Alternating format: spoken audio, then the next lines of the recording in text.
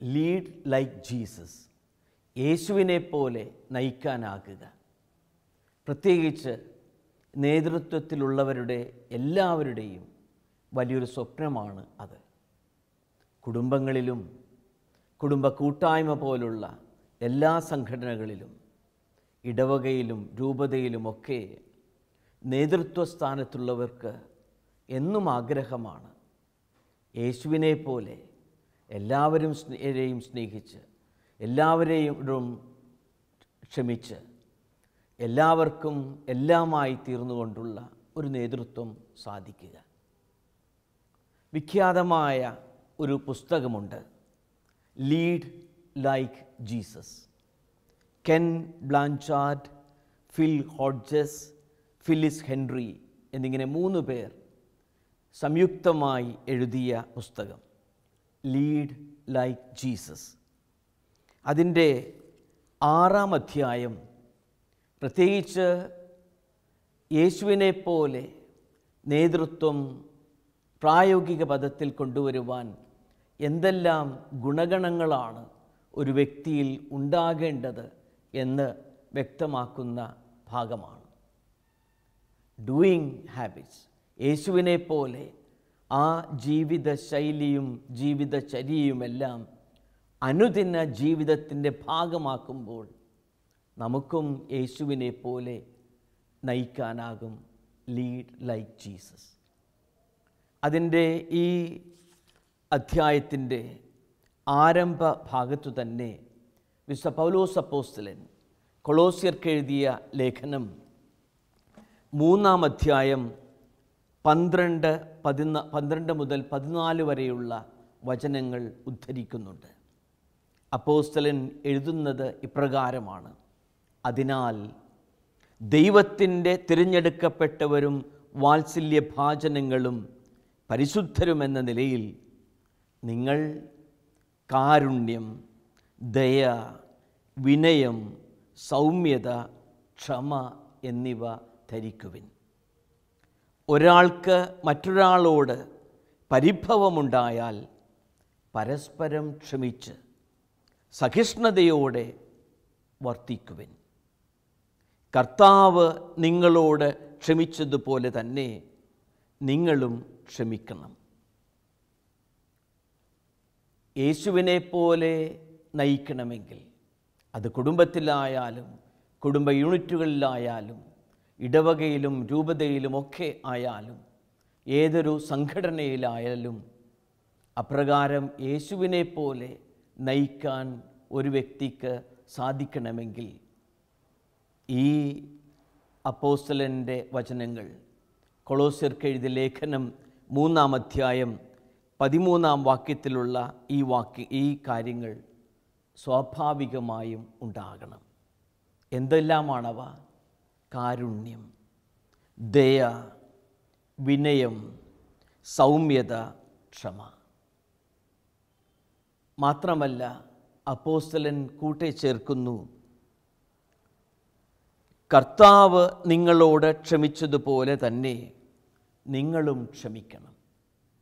ഈ ക്ഷമയുടെ ഒരു ജീവിത ശൈലി അനുദിന ജീവിതത്തിലെ എല്ലാ പ്രവർത്തനങ്ങളിലും ഉണ്ടാകുമ്പോഴാണ് യഥാർത്ഥത്തിൽ ക്രിസ്തുവിനെ പോലെ നയിക്കാനാകുക.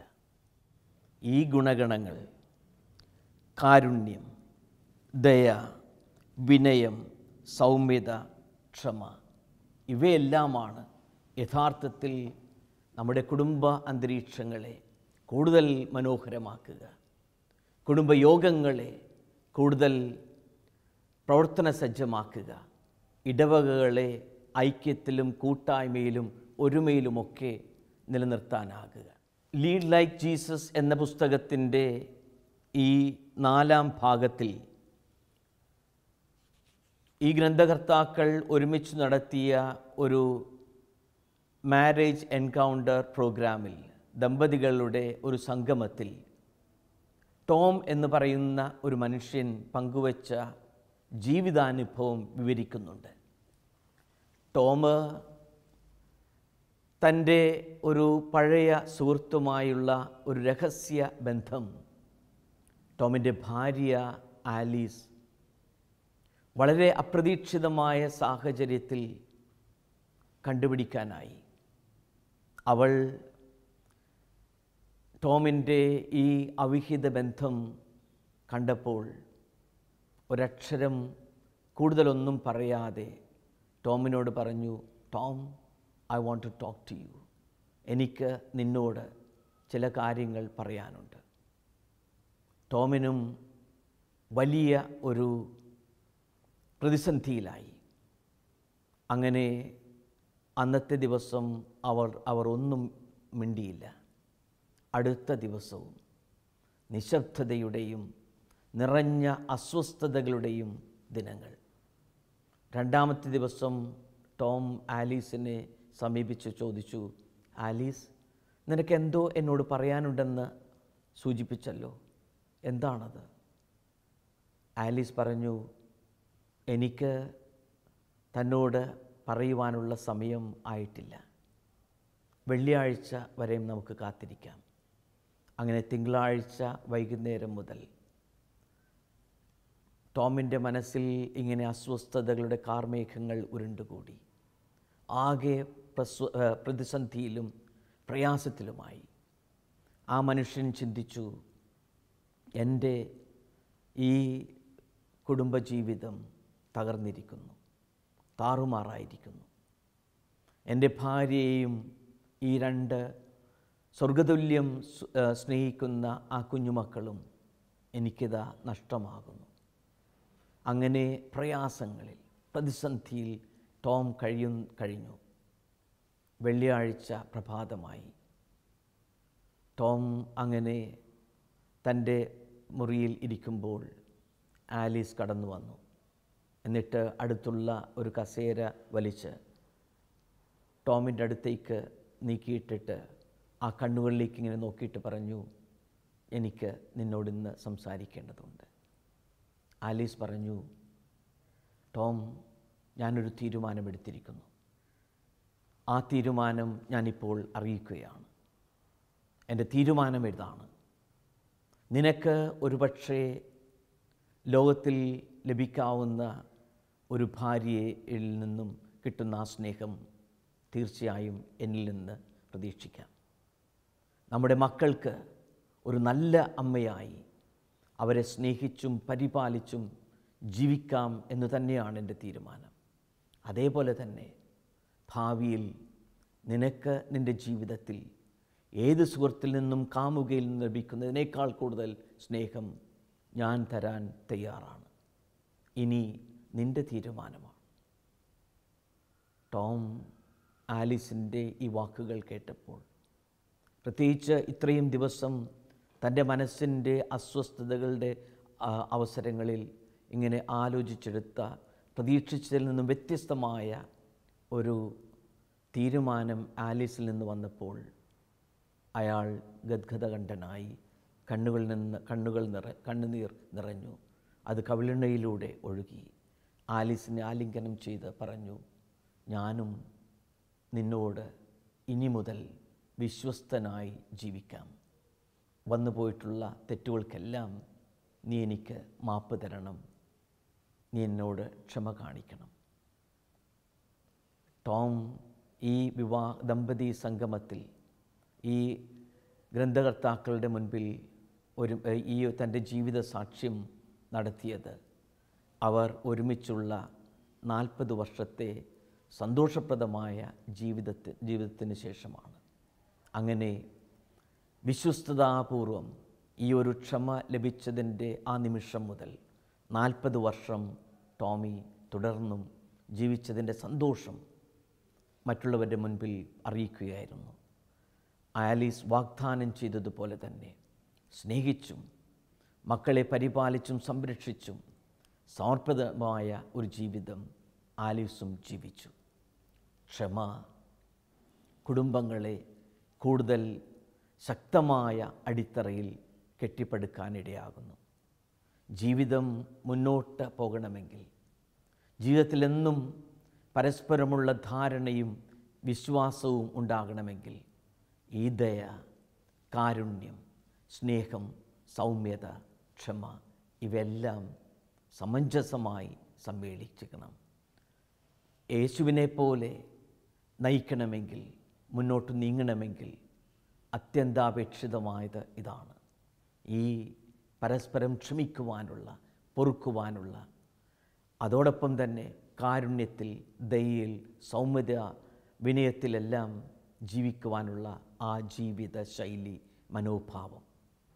ഫ്രാൻസിസ് പാപ്പ അദ്ദേഹത്തിൻ്റെ ആനന്ദിച്ച് ആഹ്ലാദിക്കുവിൻ, ഗൗദേത്തെ എറ്റ് എക്സുൾത്താത്തെ എന്ന ആ അപ്പോസ്തലിക ആഹ്വാനത്തിൻ്റെ 3-ാം അധ്യായം, അതിൻ്റെ ടൈറ്റിൽ തന്നെ, അതിൻ്റെ തലക്കെട്ടു തന്നെ ഗുരുവിൻ്റെ പ്രകാശത്തിൽ എന്നാണ്.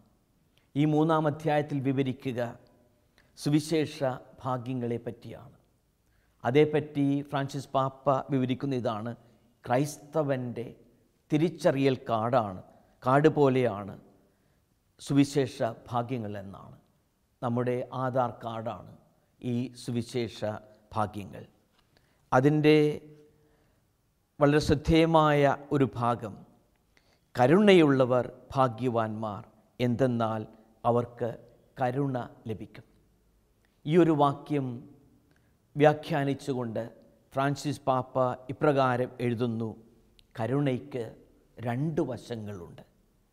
നൽകലും സഹായിക്കലും, മറ്റുള്ളവർക്ക് സേവനം ചെയ്യലും, ഒപ്പം ക്ഷമിക്കലും.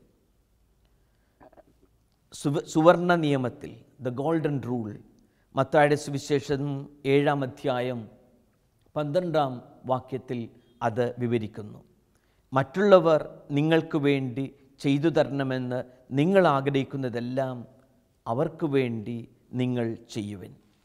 അങ്ങനെ മറ്റുള്ളവരോട് കാരുണ്യത്തിൽ ജീവിക്കുമ്പോൾ, മറ്റുള്ളവരുടെ ക്ഷമയുടെ ജീവിതം നയിക്കുവാൻ നാം തീരുമാനമെടുക്കുമ്പോൾ, അവിടെ യഥാർത്ഥത്തിൽ കരുണയുടെ അവകാശികളായി നാം മാറുന്നു.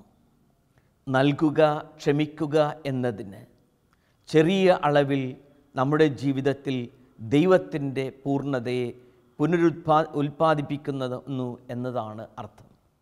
ഫ്രാൻസിസ് പാപ്പ തുടർന്ന് ലൂക്കായുടെ സുവിശേഷത്തെ അപഗ്രഥിച്ചുകൊണ്ട് വ്യക്തമാക്കുന്നു: വിശുദ്ധ ലൂക്കായുടെ സുവിശേഷത്തിൽ പൂർണ്ണരായിരിക്കുവൻ എന്ന മത്തായിയുടെ സുവിശേഷം 5-ാം അധ്യായം 48-ാം വാക്യത്തിൽ കാണുന്നത് പോലെ നാം കാണുന്നില്ല.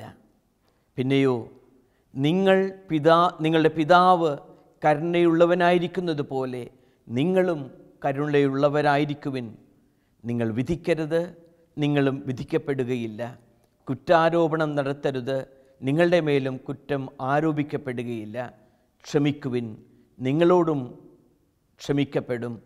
കൊടുക്കുവിൻ, നിങ്ങൾക്കും കൊടുക്കും എന്ന ലൂക്കായുടെ സുവിശേഷം 6-ാം അധ്യായം 36 മുതൽ 38 വരെയുള്ള വാക്യങ്ങൾ ഉദ്ധരിച്ചുകൊണ്ട് പറയുന്നു: ഈ ക്ഷമയുടെ ജീവിതം നാം നയിക്കുമ്പോഴാണ് യഥാർത്ഥത്തിൽ തിരികെ നമുക്കും ക്ഷമ ലഭിക്കുക. മറ്റുള്ളവരെ മനസ്സിലാക്കാനും അവരോട് ക്ഷമിക്കുവാനും നാം ഉപയോഗിക്കുന്ന അളവുകോലുകൊണ്ട് തന്നെ നാം സ്വീകരിക്കുന്ന ക്ഷമയും അളക്കപ്പെടും. കൊടുക്കുന്നതിന് നാം ഉപയോഗിക്കുന്ന അളവുകോൽ നാം സ്വീകരിക്കുന്നതിനെയും അളക്കും. ഇത് നാം ഒരിക്കലും മറക്കരുത്, ഫ്രാൻസിസ് പാപ്പ ഓർമ്മിപ്പിക്കുന്നു. അങ്ങനെ കരുണ കൊടുക്കുന്നവർക്കാണ് കാരുണ്യം കൂടുതൽ ലഭ്യമാകുക. കാരുണ്യത്തിൻ്റെ ഏറ്റവും വലിയ പാഠം നാം പഠിക്കുക കാൽവരിയിലെ കുരിശിലാണ്. അവിടെ തൻ്റെ ജീവിതത്തിൻ്റെ അവസാന തുള്ളി രക്തം പോലും ചിന്തിക്കൊണ്ട് യേശു പ്രാർത്ഥിക്കുക: പിതാവേ, ഇവർ ചെയ്യുന്നത് എന്തെന്ന് ഇവരറിയുന്നില്ല, അവരോട് ക്ഷമിക്കണമേ എന്നാണ്.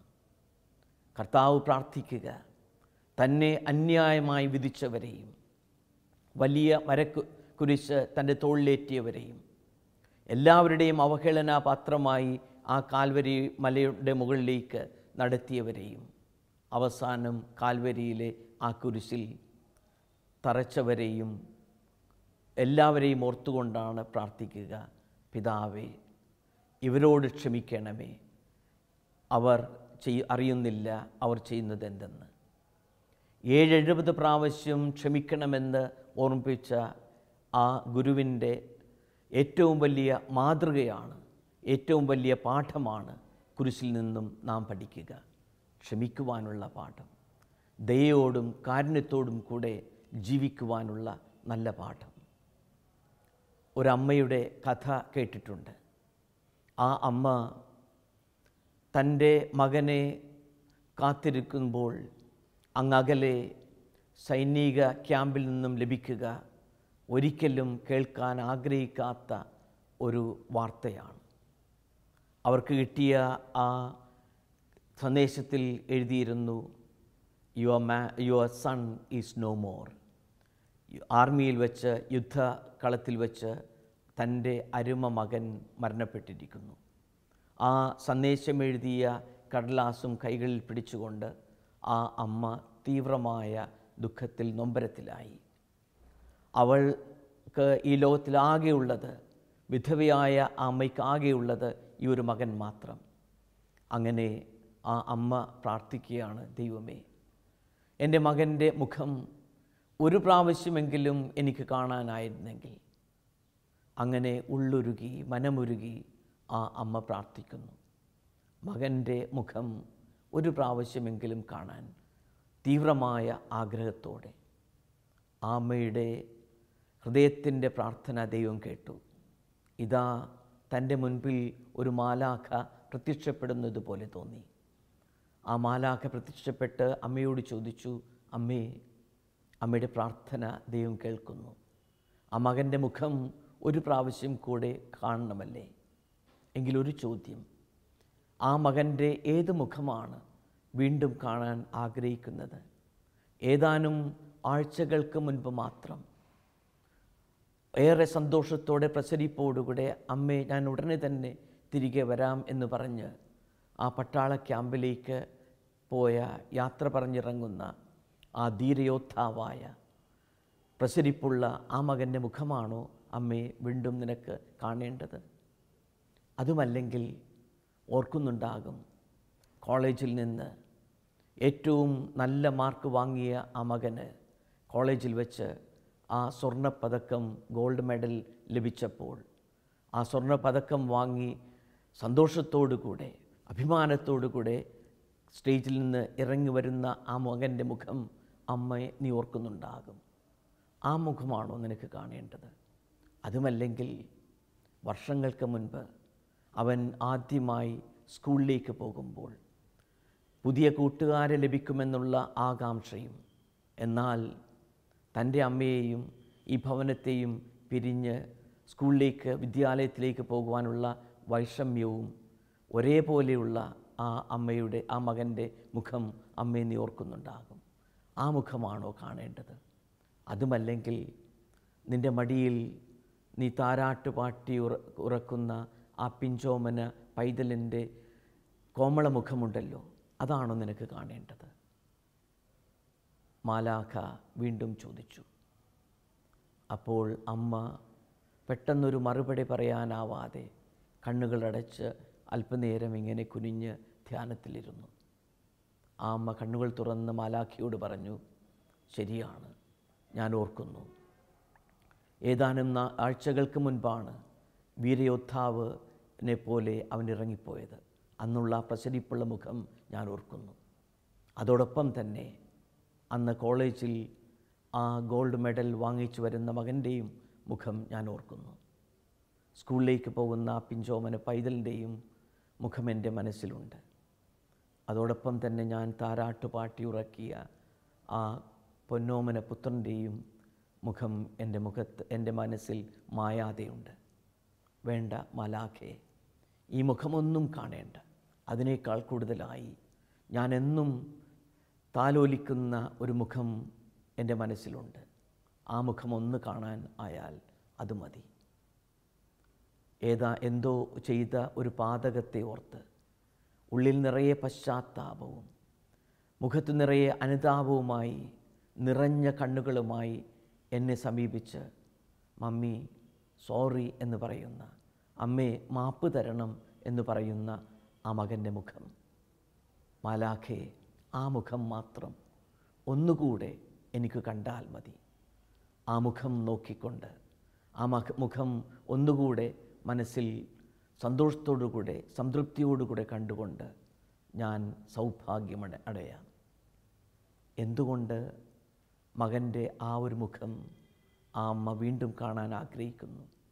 ഒരുപക്ഷേ ഒരു വ്യക്തിയുടെ ജീവിതത്തിൻ്റെ ഏറ്റവും അനർഘമായ സുന്ദരമായ മുഖം ചെയ്തുപോയ തെറ്റുകൾക്ക് മാപ്പപേക്ഷിക്കുന്ന, ദുഃഖത്തോടെ അനുതാപത്തോടുകൂടെ കാരുണ്യം ചോദിച്ചു വരുന്ന ആ മുഖഭാവമുണ്ടല്ലോ, മനുഷ്യ ജീവിതത്തിലെ ഏറ്റവും അമൂല്യമായ സുന്ദരമായ ഭാവം ഈ ക്ഷമ ചോദിക്കുന്ന മനുഷ്യൻ്റെ മുഖമാണ്.